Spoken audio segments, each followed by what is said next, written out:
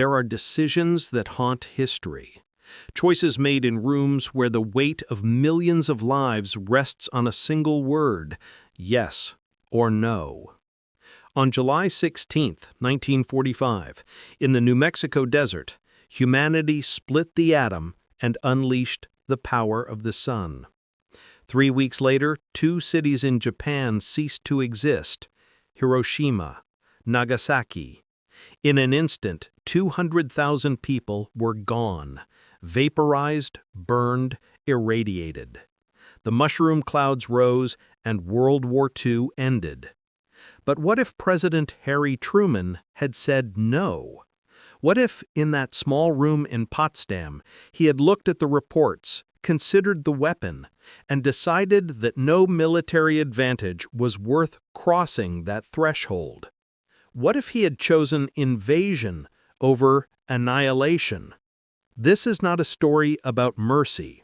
This is a story about a different kind of horror, one that would have turned the Japanese home islands into the bloodiest battlefield in human history.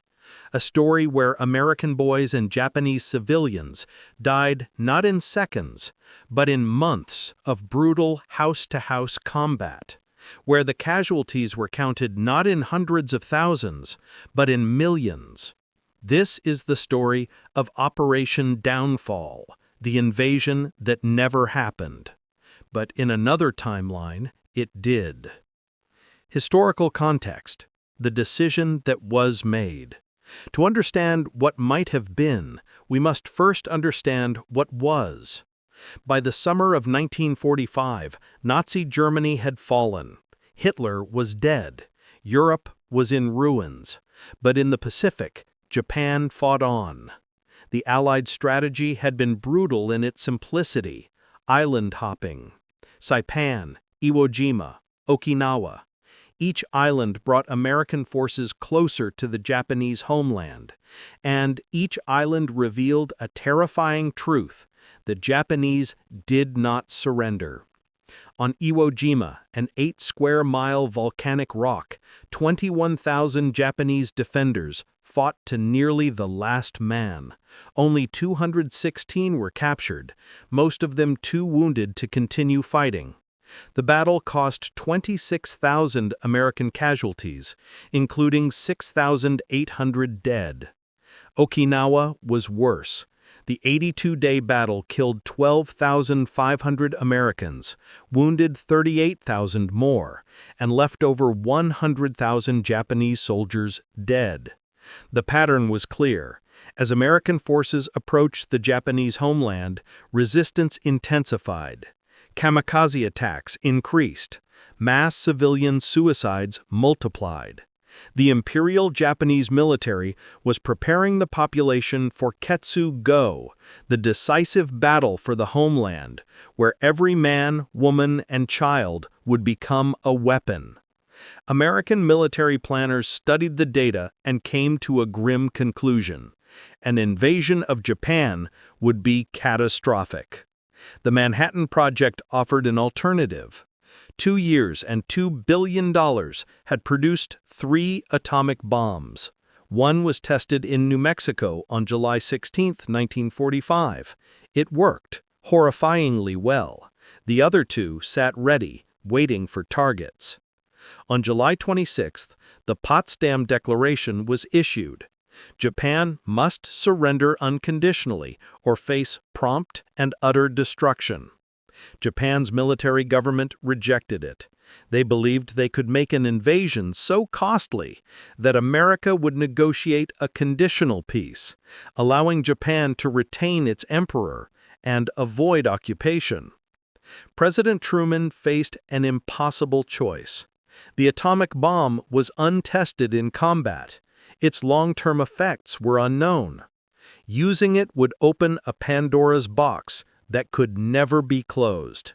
But the alternative was Operation Downfall, an invasion that military planners estimated would cost between 400,000 and 1 million American casualties and kill millions of Japanese.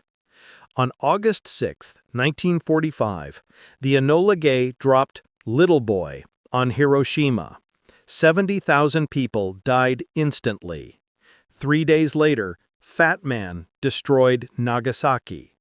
On August 15th, Emperor Hirohito announced Japan's surrender. The atomic bombs ended the war in days. They also began the nuclear age, an age of existential terror, mutually assured destruction, and the knowledge that humanity now possessed the power to annihilate itself. It was a terrible decision, but in our timeline, it was the decision that was made. Point of divergence, July 25, 1945. The divergence is simple and devastating. On July 25, 1945, President Harry Truman sits in his study in Potsdam, Germany. Before him lies the order authorizing the use of atomic bombs against Japan. His advisors have laid out the arguments. Secretary of War Henry Stimson has presented the casualty estimates for invasion. General Leslie Groves has assured him the weapon will work. But Truman hesitates. He's seen the Trinity test footage, the blinding flash, the expanding fireball, the mushroom cloud rising into the stratosphere. He's read the scientists' reports about radiation, about flash burns, about a new kind of warfare that makes no distinction between soldier and civilian, between military target and city. He thinks about his time in World War I, about the young men who died in the Argonne Forest. He thinks about his daughter, Margaret, and what kind of world he's about to create. He thinks about future wars where both sides have these weapons, where cities vanish in minutes. And he makes a different choice. No, he says quietly, we'll proceed with the conventional plan, Operation Downfall. His advisors are stunned. General Marshall tries to argue, Mr. President, the casualties, but Truman cuts him off. I've read the estimates, General. 500,000 American boys, maybe more, but I won't be the first man in history to use a weapon like this. I won't open that door. If we must invade, we invade, but we do it with rifles and artillery, not by incinerating entire cities in seconds. The order is never signed. The Enola Gay never takes off with Little Boy in its bomb bay. The atomic bombs remain in their storage facilities, their terrible potential unrealized. And Operation Downfall, the invasion of Japan, proceeds as planned. Operation Olympic, November 1st, 1945. Operation Downfall consists of 2 phases. First, Operation Olympic, the invasion of Kyushu, the southernmost Japanese home island. Target date, November 1st, 1945. The invasion force is the largest ever assembled in the Pacific. 14 divisions, over 750,000 men, supported by 3,000 aircraft and 400 warships. It dwarfs D-Day in scale and complexity. But the Japanese are ready. They've been preparing for exactly this scenario since the fall of Okinawa. Intelligence has correctly predicted the invasion beaches. Divisions have been repositioned. The entire southern third of Kyushu has been transformed into a fortress. And they've adopted a new strategy, Ketsu Go, meaning decisive operation. No more fighting to the death on distant beaches. Instead, let the Americans land, then strike with overwhelming force once they're committed. Use kamikaze aircraft and suicide boats against the fleet. Use every civilian as a potential weapon. Make the Americans pay for every yard. The night before the invasion, the American fleet gathers off the Kyushu coast. In the troop transports, young men, most teenagers, many drafted in the final months of the war, try to sleep. They've been told about Iwo Jima and Okinawa. They've been issued extra ammunition and warned that Japanese civilians might attack them. They've written letters home just in case. At 3 a.m., the naval bombardment begins. Hundreds of ships open fire simultaneously. The coast of Kyushu erupts in flame. For 3 hours, shells rain down on suspected Japanese positions. American commanders believe they're softening the defenses. They're wrong. The Japanese have learned from previous battles. Their main forces are positioned inland, in caves and tunnels, beyond the reach of naval guns. Every hill conceals artillery. Every cave holds machine guns. Every village is a fortress. The naval fleet faces its own nightmare. Waves of kamikaze aircraft, held in reserve specifically for the invasion, swarm the ships. The Japanese have over 10,000 aircraft prepared for suicide missions. In the first week, they sink or severely damaged over 40 American vessels, including 3 aircraft carriers. Thousands of sailors die in burning ships. Worse are the suicide boats, small craft packed with explosives attacking at night, almost impossible to detect until too late. The naval losses mount. On land, the fighting degenerates into the kind of combat American forces have learned to dread. Not just soldiers, but civilians attacked with bamboo spears, grenades, and makeshift weapons. The Japanese government's propaganda has convinced the population that Americans will rape, torture, and kill them, that death fighting is preferable to surrender. American soldiers face impossible moral choices. A woman approaches with a baby. Is she a refugee or a suicide bomber? A teenager waves white cloth. Is he surrendering or luring soldiers into an ambush? The psychological toll is immense. By November 30th, after 1 month of fighting, American forces control only the southern third of Kyushu. Casualties exceed 75,000, far higher than planners expected. Japanese military deaths are estimated at 150,000, but civilian casualties are harder to count. Entire villages have been destroyed. Tens of thousands of civilians are dead, either from the fighting or from mass suicides organized by the military. And Kyushu is only the first phase. The main invasion of Honshu, Operation Coronet, is still to come. In Washington, President Truman receives the casualty reports and feels the weight of his decision crushing him. But there's no turning back now. The atomic bombs remain unused, locked away, a secret weapon that might have ended this months ago. Winter of Blood, December 1945 through February 1946. Winter brings no relief, only different suffering.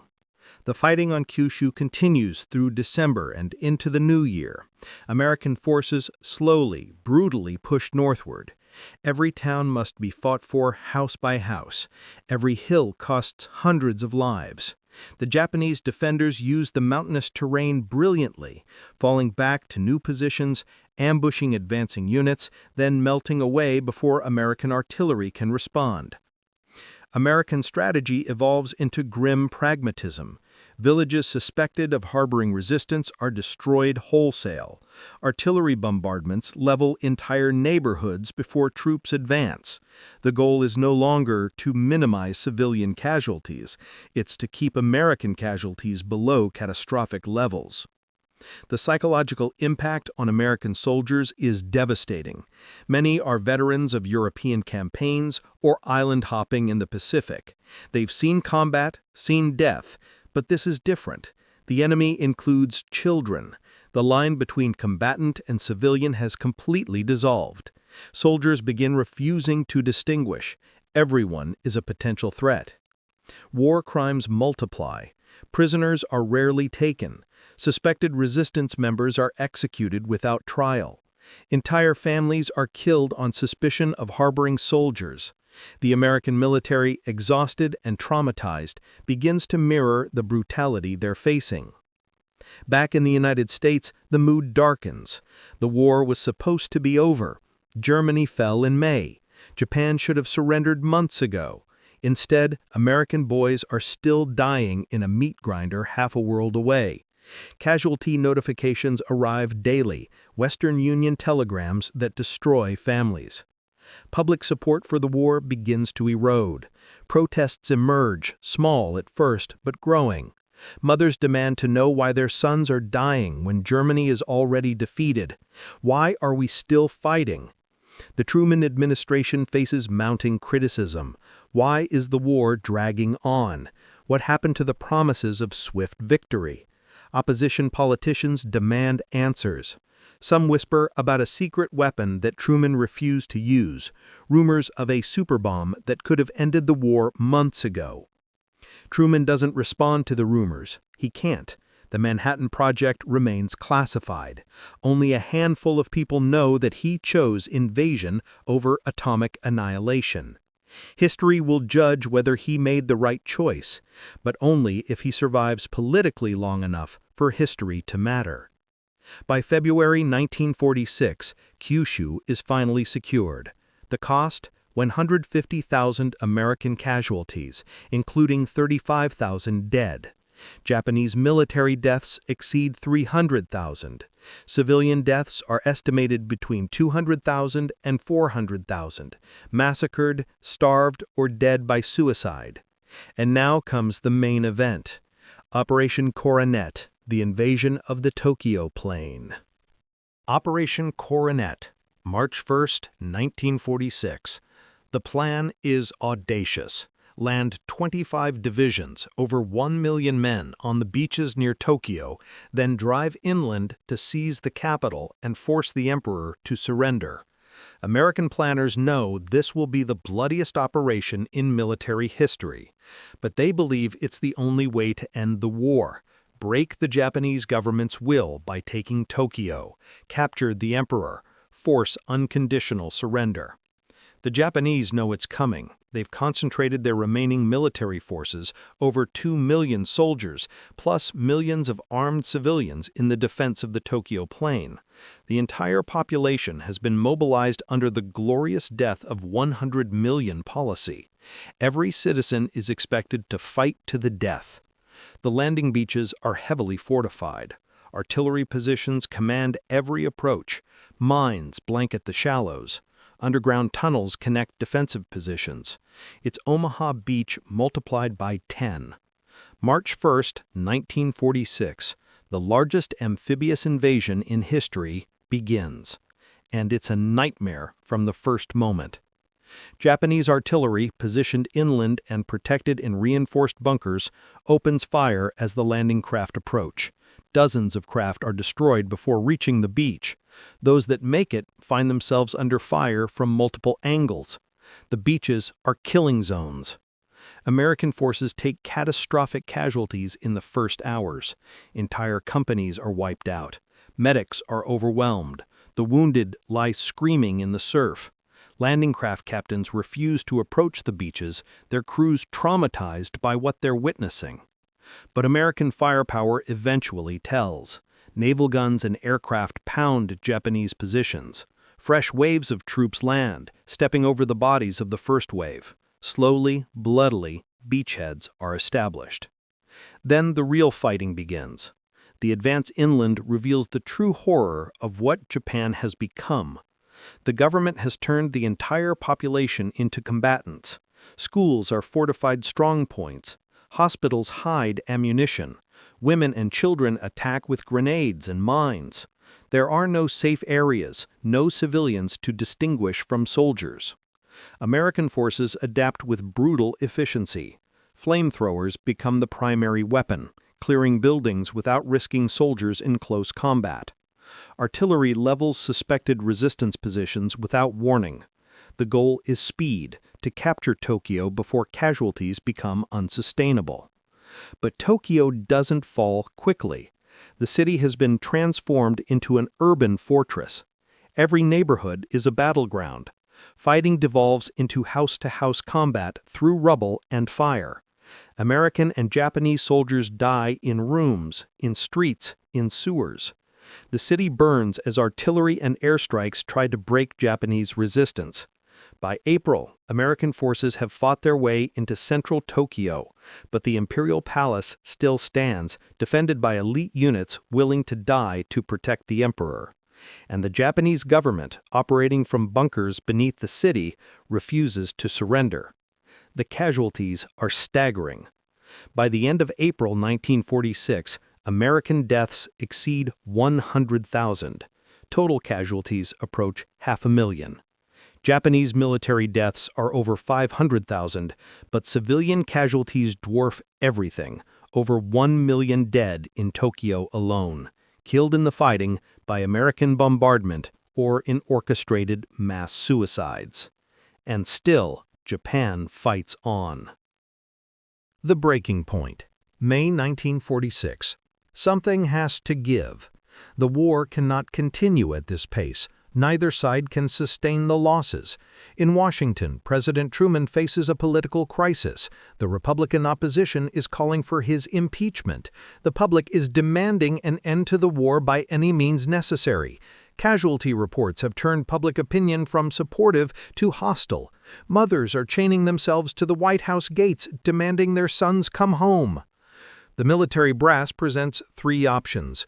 Option 1. Continue the invasion. Seize the Imperial Palace, capture the Emperor, force surrender. Estimated additional casualties, 200,000 Americans, 1 million Japanese.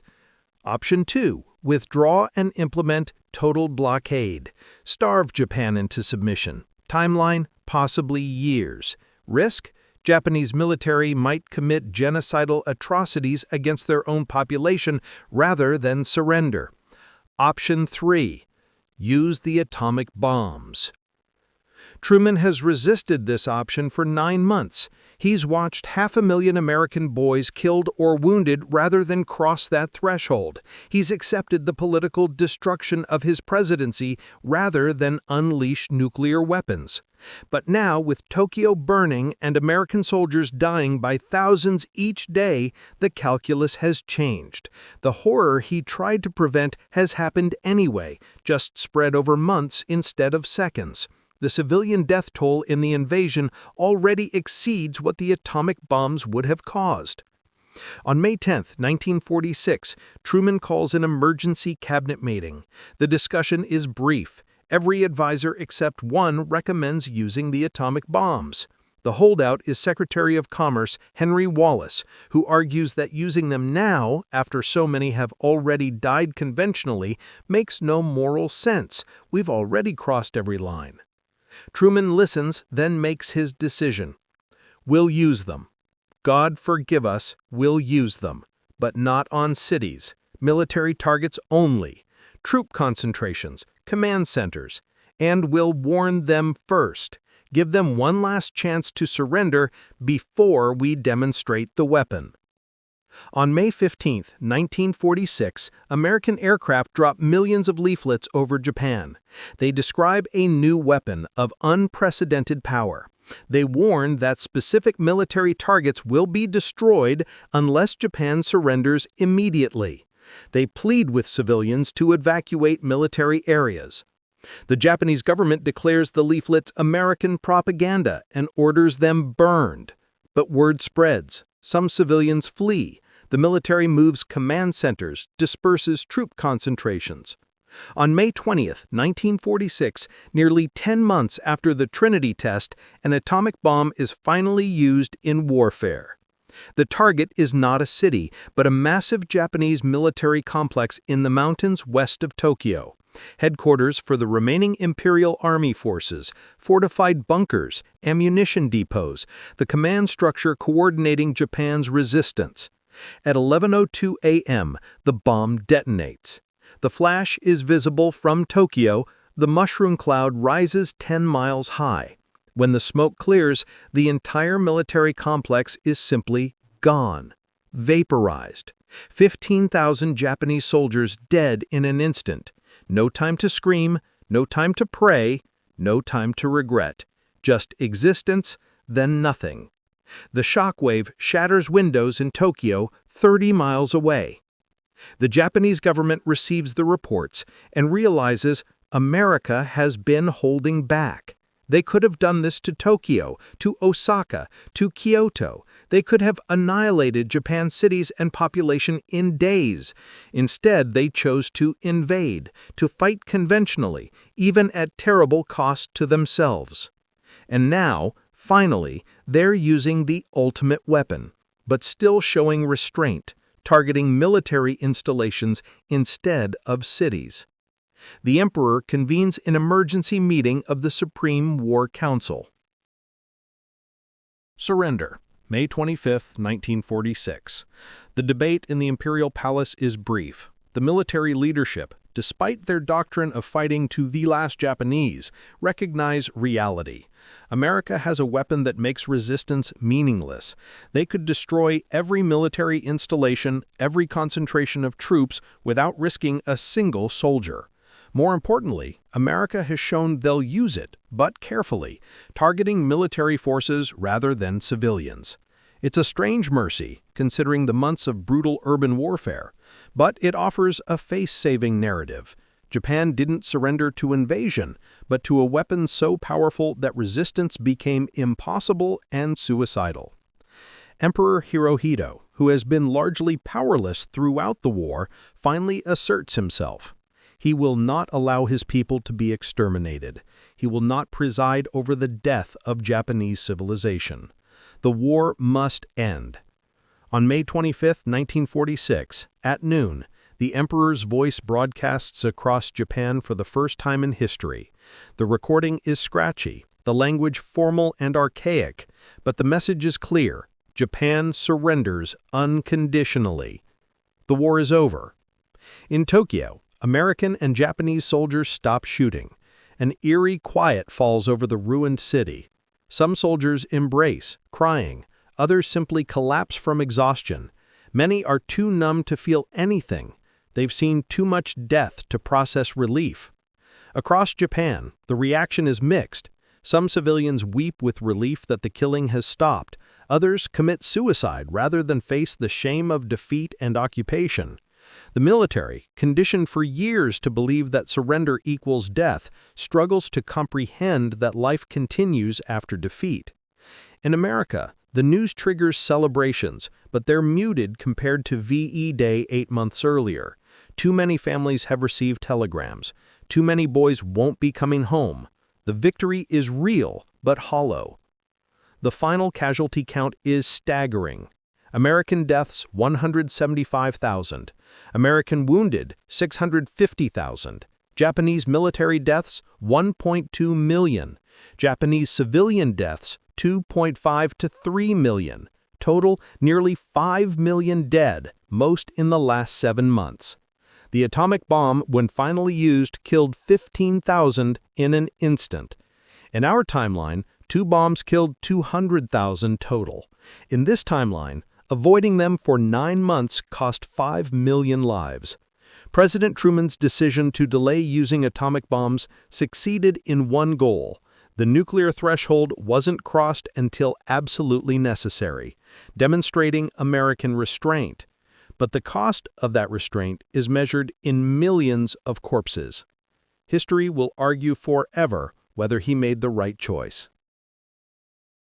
Occupation and aftermath. 1946 to 1952. The occupation of Japan proceeds differently than in our timeline. The relationship between occupier and occupied is poisoned by the 7 months of brutal fighting. American soldiers see every Japanese as a potential enemy.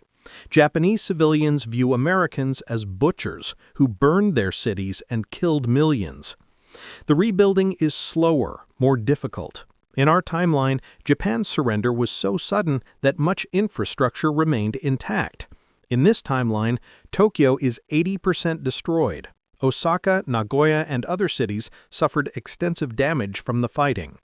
The population is traumatized not just by defeat, but by months of urban warfare that killed civilians by the millions. General Douglas MacArthur still oversees the occupation, but his task is more complex. Instead of a defeated nation ready to transform, he faces a traumatized population that endured far worse than Hiroshima and Nagasaki. The psychological scars run deeper. the economic recovery takes longer. In our timeline, Japan's rapid post-war growth was partly enabled by the relatively intact industrial base. Factories were there, they just needed to be retooled and restarted. In this timeline, much of Japan's industry was destroyed in the fighting. The economic miracle is delayed by a decade. Politically, the occupation faces resistance. Underground groups of former soldiers refuse to accept defeat, launching guerrilla attacks against American forces. These are slowly suppressed, but they poison the occupation's early years and delay Japan's return to sovereignty. The cultural impact is profound. Japanese society, forced to fight to near extinction, develops a different relationship with its wartime past. In our timeline, Hiroshima and Nagasaki became symbols of victimhood, complicated by Japan's own wartime atrocities. In this timeline, Japanese national memory is more complex. Memories of fighting in the streets of Tokyo, of civilians conscripted as soldiers, of the invasion that turned their country into a battlefield. The atomic bomb, when it was finally used in May 1946, becomes a footnote rather than the defining moment of the war's end. Yes, it was used, but only after months of conventional warfare. The nuclear taboo is weaker in this timeline. The weapon was demonstrated as militarily useful, but not uniquely terrible compared to the conventional carnage that preceded it. This has consequences for the Cold War. The alternative Cold War, 1947 to 1991. The nuclear age dawns differently in this timeline. The atomic bomb's demonstration in May 1946 showed its power but also its limitations. It ended the war, but only after conventional warfare had already killed millions. The weapon isn't seen as uniquely apocalyptic, but as a powerful new tool of warfare. This changes the nuclear arms race. The Soviet Union, which developed atomic weapons in 1949 in our timeline, pursues them with the same urgency in this timeline. But the American reluctance to use them early, waiting 9 months while a conventional invasion proceeded, signals that nuclear weapons are not automatic war winners. They're trump cards, but not game enders. The result is a more aggressive Cold War. In our timeline, the doctrine of mutually assured destruction created a nuclear stalemate where direct warfare between superpowers became unthinkable. In this timeline, with nuclear weapons seen as powerful but not uniquely apocalyptic, the threshold for their use is lower. The Korean War in 1950 to 1953 sees more serious consideration of nuclear weapons. General MacArthur's requests to use them against Chinese forces are taken more seriously. President Truman still refuses, but the debate is more intense. We've used them before, why not now? The Cuban Missile Crisis in 1962 is more dangerous. Both sides have deployed nuclear weapons multiple times in war games and training exercises. The psychological barrier is weaker. The world comes closer to actual nuclear exchange. Paradoxically, this leads to more proxy wars, but possibly prevents direct superpower conflict. Both the US and USSR are willing to go further in limited conflicts, using more powerful conventional weapons and threatening nuclear use more credibly. But the actual use of nuclear weapons in anger after the demonstration in Japan in 1946 remains rare, not from moral restraint, but from strategic calculation. The arsenals still grow to absurd levels, thousands of warheads capable of destroying civilization. But the strategic doctrine is different. The weapons are seen as super-powerful artillery, not as fundamentally different from conventional arms. This changes everything, from civil defense, more robust in this timeline since nuclear war seems survivable, to arms control, harder to achieve since the weapons aren't seen as uniquely terrible, to popular culture, less apocalyptic dread, more normalization of nuclear capability. When the Cold War ends in 1991, the world still possesses enough nuclear weapons to destroy itself many times over, but the psychological weight is different. We've lived with them longer, used them more, and somehow avoided the apocalypse. Whether this makes the world safer or more dangerous is impossible to say. Japan in 2025 is a different nation. By 2025, Japan in this timeline is recognizable but different from our world. The economy recovered but more slowly. The lost decade of the 1990s was worse, partly because the foundation was shakier, the post-war recovery took longer, the economic miracle was less miraculous. Japan in 2025 is still a wealthy nation, but not quite the economic powerhouse of our timeline. The political culture is more militaristic. The trauma of the invasion, the memory of fighting for every street in Tokyo, created a different national identity. Article 9 of the Constitution, which in our timeline renounced war, was modified earlier in this timeline. Japan maintains a significant military, and debates about rearmament are less controversial. The relationship with the United States is more complicated. The alliance exists, but it's built on a foundation of shared trauma rather than the strange mercy of Hiroshima and immediate surrender. Many Japanese, especially older generations, harbor resentment about the invasion. The cultural exchange and soft power relationships are weaker. Tokyo itself is a different city, rebuilt from near total destruction. It's more modern in some ways, but lacks some of the historical neighborhoods that survived in our timeline. The city is a testament to resilience, but also to loss. Old Tokyo died in the fighting, and what replaced it is entirely post-war. The national psychology around war is different. In our timeline, Japan's pacifist culture was partly shaped by the atomic bombs. The unique horror of nuclear annihilation created a strong anti-war sentiment. In this timeline, the experience of conventional invasion, of fighting to near extinction, created a different lesson: never be vulnerable again. The pacifist movement exists, but is weaker. Japanese pop culture reflects this. The anime and manga industry still flourishes, but the themes are different. Less focus on nuclear apocalypse, Akira and Nausicaa, more on invasion and survival scenarios. The cultural output is slightly darker, more focused on resilience in the face of conventional rather than nuclear destruction. The hibakusha, the atomic bomb survivors, exist in this timeline too, but they're a smaller group. Only 15,000 were exposed to the single bomb used on the military complex in the mountains. Their stories are powerful, but don't dominate the national consciousness the way Hiroshima and Nagasaki survivors do in our timeline. Instead, the national trauma is more widely distributed. Millions experience the invasion, the urban warfare, the destruction of their cities by conventional means. Japan in 2025 in this timeline is a successful modern nation, but it's a nation built on different memories, different traumas, and a different understanding of what war means. America in 2025, a heavier legacy. America in this timeline is also different, though the changes are more subtle. The 1946 midterm elections were a disaster for Democrats. The prolonged invasion of Japan, the mounting casualties, and the revelation that Truman had delayed using atomic weapons cost his party control of Congress. Truman chose not to run in 1948, and Thomas Dewey became president, beginning a period of Republican dominance that lasted through the 1950s. The Manhattan Project's secrecy lasted longer.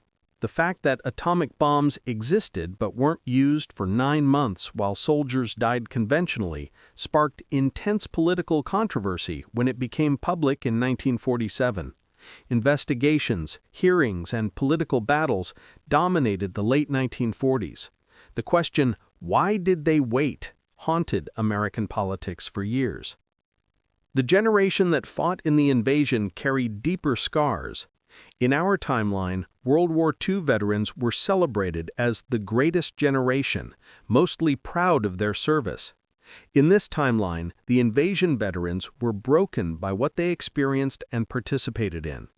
The moral ambiguity of total war against a civilian population, the inability to distinguish combatants from non-combatants, the war crimes committed in desperation, these left psychological wounds that never fully healed.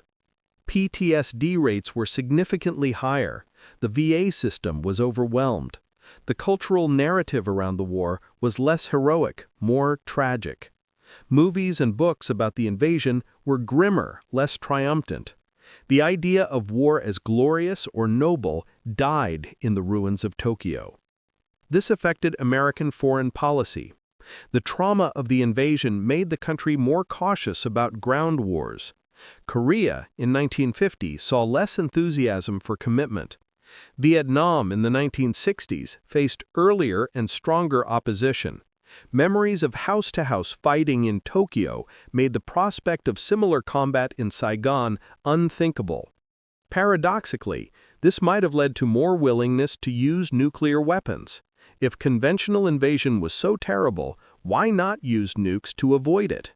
The nuclear taboo was weaker. The weapons were normalized. American strategic doctrine in the Cold War was more aggressive, less constrained by fear of crossing the nuclear threshold. The civil rights movement faced a different landscape. Many Black and Asian American soldiers who fought in the invasion came home expecting recognition and equality. The same racial tensions existed, but the shared trauma of the invasion created some different dynamics. The movement for equality was more influenced by veterans' demands for recognition of their sacrifice. By 2025, America is still a superpower, still prosperous, still influential, but the national character is subtly different, less idealistic, more aware of war's true costs. The invasion of Japan serves as a cautionary tale taught in every school. This is what happens when war continues past the point of rationality. The debate over Truman's decision never ends. Every generation argues whether he was right to use atomic weapons, to choose invasion over annihilation. Some argue he made a moral stand that cost millions but prevented the normalization of nuclear warfare. Others argue he chose prideful restraint over pragmatic mercy, letting millions die for a principle that was violated anyway.